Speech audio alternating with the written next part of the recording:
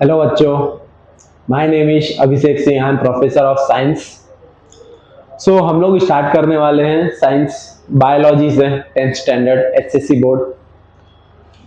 तो चलिए let's start with the chapter number 1। और हाँ, ये चैप्टर में जो भी इंपॉर्टेंट क्वेश्चन रहेंगे, एमसीक्यूज रहेंगे, हम आपको डिटेल टू डिटेल इंफॉर्मेशन देंगे। और ये बहुत ही शॉर्ट शॉर्ट वीडियो रहेंगे जिसमें आपको मजा आएगा पढ़ने में, कॉन्सेप्ट समझने में। तो चलिए हम स्टार्ट करते हैं। तो पहला चैप्टर का नाम है हमारा heredity and evaluation. So let's begin the journey, और ये आपको बोर्ड में बहुत ही मदद करेगा। तो चलिए ट्राई करते हैं, और ये गारंटी है कि आपको नोट्स बहुत अच्छे मिलेंगे, आप बहुत अच्छे से पास होंगे। ठीक है, सो लेट्स बिगिन।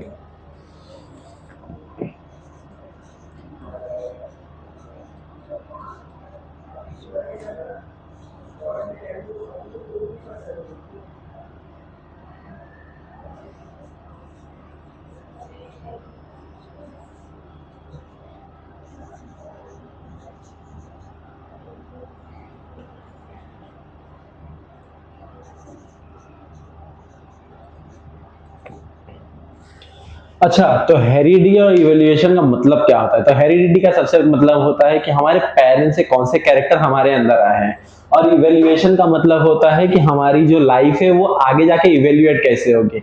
जैसे कि पहले के जमाने में हमारे जो पूर्वज थे वो थोड़े अलग टाइप के थे, फिर धीरे धीरे धीरे धीरे इवैल्यूएट होकर हम लोग पूरे एक ह्यूमन बींग्स बने हैं। तो ये सब कैसे होता है? तो सबसे पहले इसमें एक कॉन्सेप्ट आता है जिसको हम लोग बोलते हैं डीएनए, आरएनए, और तीसरा क्या है? प्रोटीन। ठीक है, तो ये तीन हमारे ऐसे मॉलिक्यूल्स है जो ये तीनों मिला के हमें क्या देता है? सेल्स बनाता है। और ये सेल्स क्या बनाता है? टिश्यू बनाता है। और ये टिश्यू क्या बनाता है? ऑर्गन्स बनाते हैं। और ये ऑर्गन टोटल क्या बनाता है? एक ह्यूमन बीइंग बनाता है। ठीक है, तो ये डीएनए, आरएनए, प्रोटीन, ये पहले चैप्टर में इसके बारे में थोड़ा बहुत हम डिटेल देखेंगे। उसके बाद हम देखेंगे कि ह्यूमन बीइंग तक पहुंचते पहुंचते ये काम कैसे करता है। ठीक है, तो चलो स्टार्ट करते हैं।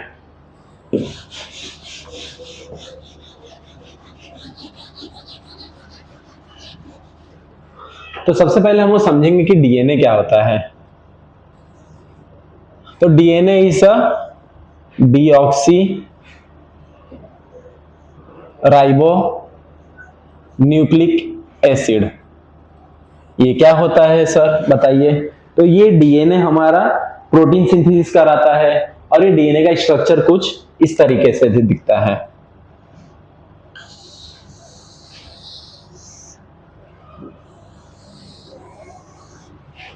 ठीक है, तो हमारा कुछ डीएनए इस तरीके से दिखता है। और ये डीएनए किससे बना रहता है? तो डीएनए बना रहता है हमारा फॉस्फेट ग्रुप और शुगर मॉलिक्यूल्स है।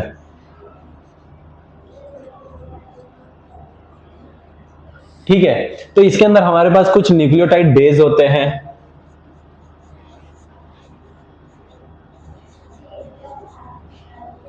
और ये न्यूक्लियोटाइड बेस 4 टाइप के होते हैं। तो फर्स्ट वन इज ए, जिसको हम लोग क्या बोलते हैं?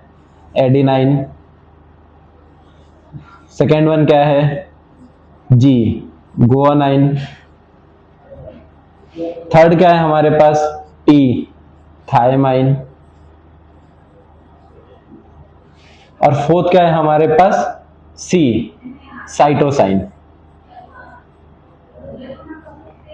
ठीक है, तो ये 4 टाइप के हमारे पास न्यूक्लियोटाइड बेस होते हैं। और ये 4 टाइप न्यूक्लियोटाइड बेस से हमें क्या मिलता है? डीएनए मिलता है। और ये डीएनए ऐसा पूरा हमारे एक सेल में बहुत सारे डीएनए होते हैं। जैसे कि अब डीएनए में क्या रहता है, हम लोग डीएनए के सेगमेंट्स को क्या बोलते हैं?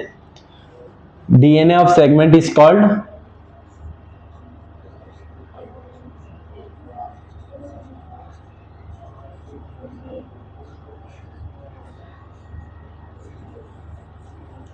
जीन। तो जीन क्या होते हैं? Let's discuss the gene. Gene क्या होते हैं? तो जीन हमारे वो प्रोडक्ट होते हैं जो हमारे मम्मी पापा से हमारे अंदर आते हैं। जैसे कि हम लोग आधे मम्मी पापा की तरह दिखते हैं, मम्मी पापा की तरह दिखते हैं, सेम टू सेम नहीं दिखते, बट कुछ कैरेक्टर उनके अंदर से हमारे, जैसे कि बाल, आंख, हमारी हाइट, ये सब कौन ट्रांसफर करता है मम्मी और पापा से? वो कौन जीन ट्रांसफर करता है? वो करता है जीन। ठीक है, जैसे कि अभी मम्मी को क्या है, मम्मी का जो mother eye is blue colour,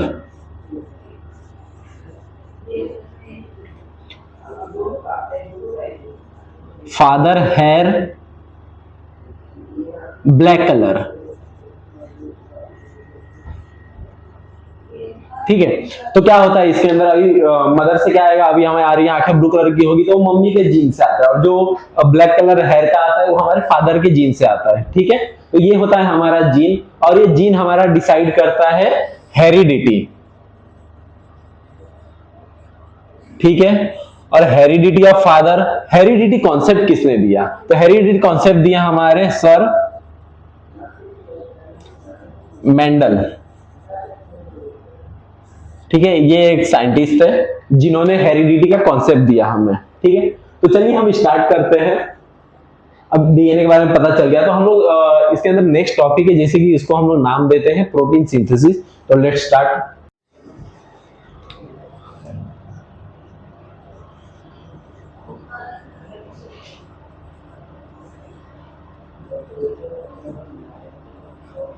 so protein synthesis, तो प्रोटीन सिंथेसिस का मतलब क्या होता है? प्रोटीन मतलब, प्रोटीन होता है जो हमारे अमाइनो एसिड से बनते हैं, और सिंथेसिस का मतलब होता है प्रोड्यूस होना।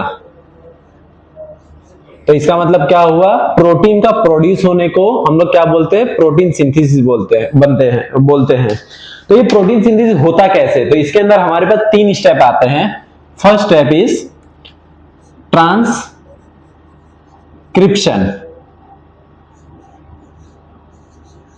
Next step is translation, third step is translocation. ठीक है, तो ये 3 प्रोसेस है हमारे जो मदद करते हैं हमारे प्रोटीन सिंथेसिस होने में। ठीक है, और ये तीनों प्रोसेस को हम लोग क्या बोलते हैं? Central dogma. ठीक है, तो सेंट्रल डॉगमा का मीनिंग क्या है? तो सेंट्रल डॉगमा का मीनिंग ये है हमारे पास कि जो प्रोटीन सिंथेसिस होता है वो कैसे होता है। ठीक है, तो protein are synthesized by DNA. क्या बोला मैंने? Protein are synthesized by DNA through RNA is called central dogma. ठीक है, तो हम लोग देखते हैं उसको लिखता कैसे है प्रोटीन सिंथेसिस के डेफिनेशन को। ठीक है, सेंट्रल डेफिनेशन का, सेंट्रल डॉगमा का डेफिनेशन क्या होता है, सो देखते हैं हम लोग। ठीक है, so proteins are synthesized by DNA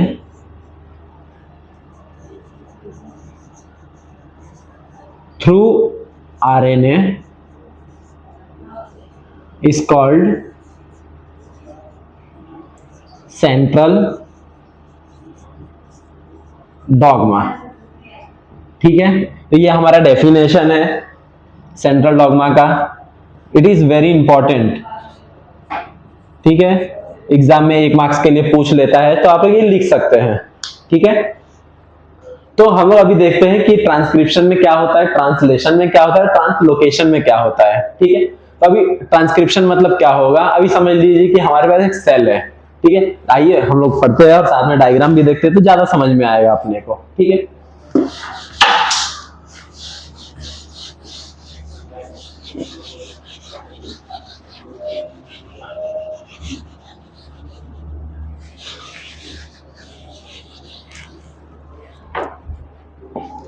तो समझिए ये हमारा क्या है, हमारे पास एक सेल है। ठीक है, ये हमारे पास क्या है, एक सेल। सेल के अंदर क्या होता है, न्यूक्लियस। इसको हम लोग क्या नाम देंगे, न्यूक्लियस। ठीक है, न्यूक्लियस के अंदर कौन होता है, डीएनए होता है।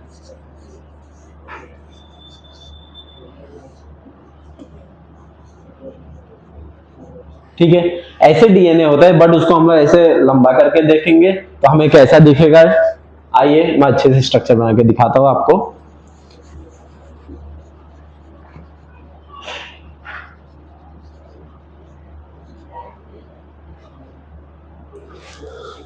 तो हमारा डीएनए कुछ इस तरह का दिखता है।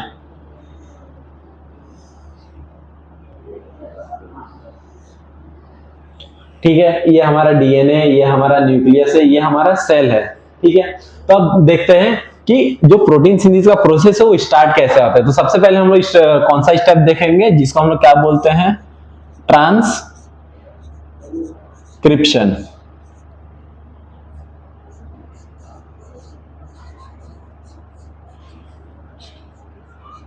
ठीक है, तो ट्रांसक्रिप्शन क्या होता है। तो अब देखिए, हमें प्रोटीन सिंथेसिस बनाने के लिए एक चीज बहुत जरूरी है जिसका नाम है आरएनए। आरएनए क्या होता है, आरएनए का फुल फॉर्म है हमारा राइबोज न्यूक्लिक एसिड। ठीक है, ये 3 टाइप के होते हैं। तो सबसे पहले हमारे पास क्या आएगा, एमआरएनए। सेकेंड टाइप क्या है, आरआरएनए। थर्ड टाइप क्या है हमारे पास, टीआरएनए। ठीक है, तो ये तीनों का हमारे पास ना बहुत ही महत्वपूर्ण हेल्प लगता है किसमें, प्रोटीन सिंथेसिस होने में। ठीक है, तो आइए हम लोग देखते हैं एमआरएनए क्या होता है, आरआरएनए क्या होता है और टीआरएनए क्या होता है। तो समझिए, अभी हमें प्रोटीन बनाना है, तो प्रोटीन किससे बनता है, डीएनए से बनता है। तो डीएनए से प्रोटीन कैसे बनता है, तो समझिए हमारे पास क्या आता है, सबसे पहला एमआरएनए काम करने आता है। ठीक है, तो एमआरएनए क्या करता है, इसे एक टेम्पलेट कोडन बनाता है। वो कैसा दिखता है,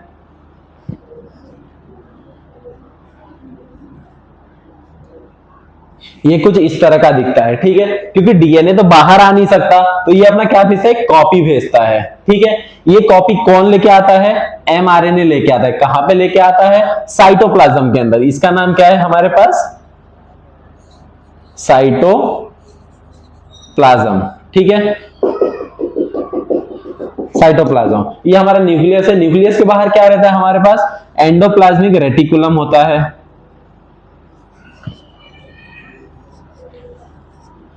ये क्या है हमारा, एंडोप्लाज्मिक रेटिकुलम। तो ये 2 टाइप के होते हैं, एक रफ और दूसरा स्मूथ।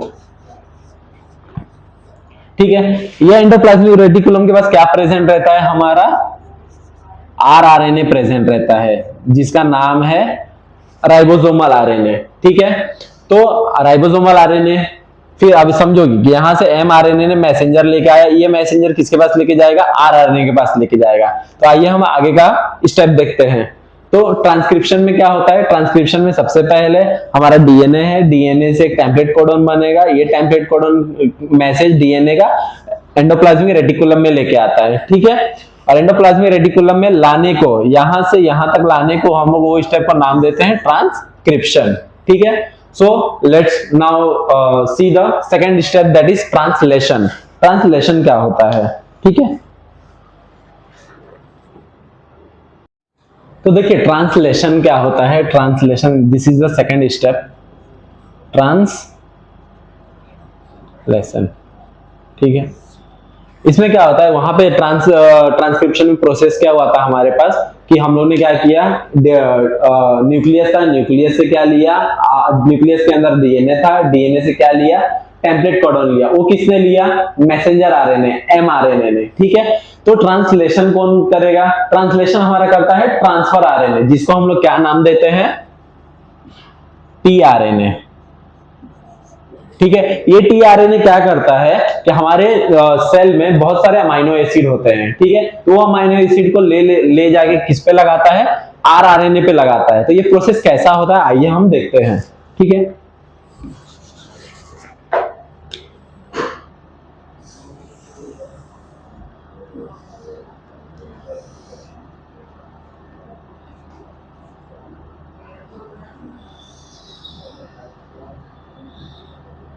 ये हमारा क्या है, आर RNA, ठीक है, rRNA जिसका फुल फॉर्म है राइबोसोमल RNA, ठीक है। इसके ऊपर क्या लगे रहते हैं, हमारे कोडोन लगे रहते हैं। कौन से कोडोन लगे रहते हैं? तो जैसे कि हम लोग ने क्या किया था, ये समझिए कि हमारे पास क्या है, डीएनए है, ठीक है। ये डीएनए को हम लोग ने अलग कर दिया तो हमारे पास दो टेम्पलेट आएगा, ठीक है। और ये टेम्पलेट कैसे रहते हैं, यहाँ पे ए रहेगा, यहाँ पे टी रहेगा, यहाँ पे जी रहेगा, यहाँ पे सी रहेगा, यहाँ पे टी रहेगा, यहाँ पे ए रहेगा, यहाँ पे सी रहेगा, यहाँ पे जी रहेगा। तो ऐसे कंटिन्यूअस लाइन में रहते हैं। तो हम लोग इसमें से क्या करेंगे, पार्ट को अलग कर देंगे। ये अलग कौन करता है, तो उसके लिए एक एंजाइम आता है। एंजाइम क्या होता है, तो एंजाइम समझ लीजिए कि जैसे हम लोग केमिस्ट्री में क्या पढ़ते हैं, कैटलिस्ट पढ़ते हैं, तो ऐसे हमारे बायोलॉजी में बायो कैटलिस्ट होते हैं जिसको हम लोग एंजाइम बोलते हैं। और ये एंजाइम बहुत सारी रिएक्शन को फास्ट करा सकता है, स्लो करा सकता है। तो हम जानते हैं अभी इसमें अंदर कौन सा एंजाइम लगेगा, जिसको हम लोग क्या बोलते हैं, राइबोसोमल एंजाइम, ठीक है। ये एंजाइम क्या करता है, ये दो स्ट्रैंड को अलग अलग कर देता है, ठीक है। और एक ये स्ट्रैंड हमारे न्यूक्लियस से बाहर निकल के कहां आता है, थ्रू एमआरएनए, वो आके हमारे एंडोप्लाज्मिक रेटिकुलम के अंदर जो आरआरएनए है उसके ऊपर आके बैठ जाता है, ठीक है। तो ये हमारा जो टेम्पलेट कोडोन है ये कैसा रहेगा, तो समझिए कि यहाँ पे क्या है, A T G C, A T C जी सी ए, ठीक है। तो ये जो है हमारे न्यूक्लियोटाइड बेसेस है। तो अभी समझिए कि टीआरएनए क्या करता है, ये हमारा पूरा सेल है, सेल के अंदर क्या है, आरआरएनए है। तो हमारे जो क्या बोलते हैं, टीआरएनए है, टीआरएनए को हम लोग नाम क्या देते हैं, that is called transfer RNA, ठीक है। ये क्या करता है कि हमारे सेल के अंदर ना बहुत सारे अमाइनो एसिड होते हैं, तो उन अमाइनो एसिड को क्या करता है, यहां से उठा के इसके ऊपर लेके आता है, यहां से उठा के यहां पे लेके आता है, यहां से उठा के यहां पे लेके आता है। तो काम कैसे करते हैं, देखिए अभी एक कोडन, सिंगल कोडन से तो प्रोटीन सिंथेसिस होगा नहीं। क्यों नहीं होगा, क्योंकि इसके पास कोई पैर ही नहीं है, ठीक है। पैर मतलब यहाँ डबल आना चाहिए। तो ए का पैर क्या रहेगा, टी, टी का पैर क्या रहेगा, ए, जी का पैर क्या रहेगा, सी, सी का पैर क्या रहेगा, जी, ए का पैर टी, टी का पैर ए, सी का पैर जी, जी का पैर सी, सी का पैर जी और ए का पैर टी, ठीक है।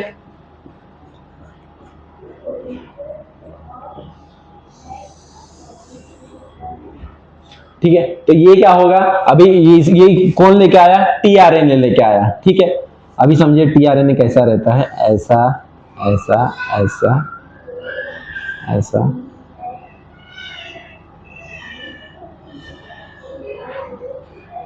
ठीक है। टीआरएनए ऐसा रहता है। तो टीआरएनए के ऊपर क्या रहता है, अमाइनो एसिड्स रहते हैं, ठीक है। ऐसे बहुत सारे बिलियंस ऑफ टीआरएनए रहते हैं हमारे अंदर। तो हर एक अमाइनो एसिड को लाके यहाँ पे बैठाते हैं, तो ये हमारा ट्रिपलेट कोडोन बोला जाता है। ये एक अमाइनो एसिड 3 कोडोन को क्या करता है, मैच करता है, ठीक है। तो इसको हम लोग क्या बोलेंगे, ट्रिपलेट कोडोन, ठीक है। तो अब क्या होगा, अब जैसे जैसे ट्रिपलेट कोडोन बनते जाएगा तो इसको हम लोग क्या बोलेंगे, ट्रांसलेशन। ट्रांसलेशन का मतलब क्या होता है, टीआरएनए ने हमारे सेल में से अमाइनो एसिड लाके हमारे न्यूक्लियोटाइड बेस के साथ मैच कराया, इसको हम लोग क्या बोलते हैं, ट्रांसलेशन बोलते हैं, ठीक है। तीसरा स्टेप क्या होता है, ट्रांसलोकेशन,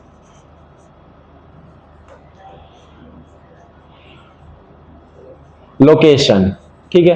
तो ट्रांसलोकेशन मतलब क्या होता है, अभी समझिए कि यहाँ पे टीआरएनए आया, ये एक बेस बन गया, 3 का बेस बनता है, इसलिए हम लोग इसको ट्रिपलेट कोडोन बोलते हैं, ठीक है। तो ये आगे बढ़ गया। अब जैसे दूसरा टीआरएनए लेके आएगा अमाइनो एसिड, अब इसके ऊपर बेस पेयर बनाएगा, तो ये हमारा ट्रिपलेट कोडोन बन गया। तो ये जो आरएनए है वो थोड़ा सा अलग आगे तरफ की शिफ्ट हो जाएगा। तो जब आरआरएनए हमारा शिफ्ट होता है, उसी को हम लोग कौन सा प्रोसेस बोलते हैं, ट्रांसलोकेशन बोलते हैं, ठीक है। तो आइए देखते हैं क्या होता है इसके अंदर। तो समझिए ट्रांसलोकेशन में क्या होता है, हमारा थर्ड स्टेप है ट्रांसलोकेशन। तो ट्रांसलोकेशन में क्या होगा, जब एक अमाइनो एसिड का सेट बन जाएगा तो ये आगे बढ़ जाएगा, फिर नेक्स्ट अमाइनो एसिड का सेट बन जाएगा तो ये आ गया है। तो ये आरआरएनए है वो धीरे धीरे आगे आगे शिफ्ट होते रहेगा, और जैसे जैसे शिफ्ट होते जाएगा वैसे वैसे हमारा इधर से प्रोटीन सिंथेसिस होता चला जाएगा, ठीक है। तो प्रोटीन सिंथेसिस होते चले जाएगा, तो ऐसे हमारे अंदर क्या बनते हैं, प्रोटीन बनते हैं, ठीक है। और ये प्रोटीन सिंथेसिस क्यों होता है, तो ये हमारे बेसिकली लाइफ के लिए बहुत जरूरी है। अगर प्रोटीन नहीं बनता तो हम लोग भी आज यहाँ खड़े नहीं रहते। तो प्रोटीन क्या होता है, अभी समझिए कि हम लोग खाना खाते हैं, लाइक रोटी दाल चावल ये सब खाते हैं, तो हमें क्या मिलता है, कार्बोहाइड्रेट मिलता है। कार्बोहाइड्रेट के साथ क्या मिलता है, कार्बोहाइड्रेट जब टूटता है तो ग्लूकोज में टूटता है। वो कार्बोहाइड्रेट में बहुत सारे अमाइनो एसिड्स भी होते हैं, ठीक है। तो वो अमाइनो एसिड हमारे सेल में ऐसे ऐसे घूमते रहते हैं, तो घूमते घूमते कौन पकड़ता है उन्हें, टीआरएनए पकड़ता है, ठीक है। और वो टीआरएनए हमारे प्रोटीन सिंथेसिस करवाता है, और ये प्रोटीन हमारे मसल बिल्डिंग के लिए बहुत जरूरी है, वरना हमारी हाइट छोटी की छोटी रह जाएगी, ना मसल्स बन पाएगी ना कुछ हो पाएगा, ठीक है। तो ये हमारा क्या था, ट्रांसलोकेशन था। तो ये पूरे टॉपिक को हम लोग क्या बोलते हैं, प्रोटीन सिंथेसिस। और प्रोटीन सिंथेसिस किससे होता है, बाय डीएनए थ्रू आरएनए, मतलब डीएनए के हिसाब से होता है, लेकिन जब आरएनए का उसके अंदर हेल्प नहीं रहेगा तो प्रोटीन सिंथेसिस इज इम्पॉसिबल, ठीक है। तो आइए हम इनका डेफिनेशन मैं आपको खुद देता हूं, तो उससे रीड कर लीजिएगा और बहुत ही अच्छे से रीड कीजिएगा, क्योंकि एक एक मार्क्स दो मार्क्स से क्वेश्चंस आते हैं, कंपलसरी बोर्ड में आते हैं। तो चलिए हम लोग देखते हैं। तो ये कुछ डेफिनेशन है, ट्रांसक्रिप्शन, ट्रांसलेशन और ट्रांसलोकेशन, ठीक है। इसे आप लोगों को पढ़ना है, अच्छे से पढ़ना है, रट लीजिए, क्योंकि सेम डेफिनेशन आपको लिखना पड़ेगा बुक पेपर में, बोर्ड के अंदर, ठीक है। तो ट्रांसक्रिप्शन क्या होता है, mRNA is produced as per the sequence of the nucleotide on DNA, only one of the two strands of DNA is used in this process. The sequence of nucleotide in mRNA being produced is always complementary to the DNA strand used for the synthesis. क्या synthesis हो रहा है यहाँ पे, protein synthesis हो रहा है, ठीक है, ध्यान में रखिएगा। नेक्स्ट हमारा कौन सा स्टेप है, ट्रांसलेशन। ट्रांसलेशन क्या होता है, as per the message on mRNA amino acid are supplied by the tRNA. क्या होता है कि एमआरएनए के मैसेज के हिसाब से टीआरएनए अमाइनो एसिड लेके आता है, ठीक है। For this purpose tRNA has anticodon having complementary sequence to the codon on the mRNA, ठीक है। Next translocation, the ribosome keeps on moving from one end to the mRNA to other end by the distance of one triplet codon। तो translocation में क्या होता है, ribosome जैसे जैसे amino acid बनते रहेगा, प्रोटीन बनते रहेगा, वैसे वैसे क्या होगा, राइबोसोम हमारा आगे मूव करेगा, और वो मूविंग को हम लोग क्या बोलते हैं, ट्रांसलोकेशन। लोकेशन मतलब क्या होता है, जगह, ठीक है। और ये तीनों आप लोग को अच्छे से याद करना है। नेक्स्ट टॉपिक हम लोग जानते हैं क्या होता है, तो आइए, ठीक है। तो नेक्स्ट टॉपिक हमारा क्या है, म्यूटेशन। म्यूटेशन मतलब क्या होता है, अभी समझिए, ये हमारा डीएनए का बेस पेयर है, यहाँ पे हमारे ATGCAG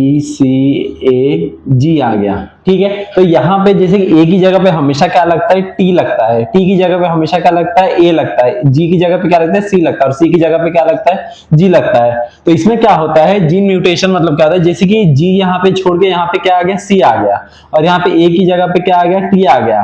तो यहाँ पे जीन चेंज हो जाता है, तो उसको हम लोग क्या बोलते हैं, जीन म्यूटेशन बोलते हैं, और इसकी वजह से हमारे बॉडी में डिफेक्ट आ जाते हैं। जैसे कि कुछ बच्चे लंगड़े होते हैं, कुछ बच्चों का कान बड़ा होता है, या कुछ बच्चों के हाथ में एक्स्ट्रा फिंगर्स आ जाते हैं। तो ये सब होता है हमारे जीन म्यूटेशन के कारण होता है, ठीक है। तो जीन म्यूटेशन का डेफिनेशन क्या है, sudden change occur in the gene, gene के अंदर कुछ सडन चेंजेस हो जाते हैं, ठीक है। Sometimes any nucleotide of gene change its position that cause a minor change which is nothing but the mutation। तो म्यूटेशन में क्या होता है, कुछ जीन चेंज हो जाते हैं। तो कभी कभी बच्चे लोग का आपने देखा रहेगा कि कोई कोई क्या रहता है, ज्यादा शार्प रहता है, या किसी किसी में डेफिशिएंसी होती है, किस चीज की, प्रोटीन डेफिशिएंसी होती है, हिमोलाइसिस होती है, ब्लड कैंसर पैदा होते ही ब्लड कैंसर का डिफेक्ट आ जाता है। तो ये सब किस कारण से होता है, जीन म्यूटेशन की कारण से होता है, ठीक है। तो इसके आगे का टॉपिक हम लोग कंटिन्यू करेंगे, यहां तक हमारा जीन म्यूटेशन तक खत्म हुआ। नेक्स्ट टॉपिक हम लोग इवैल्यूएशन पे चालू करेंगे। So all the best for your board exam, all the best, thank you.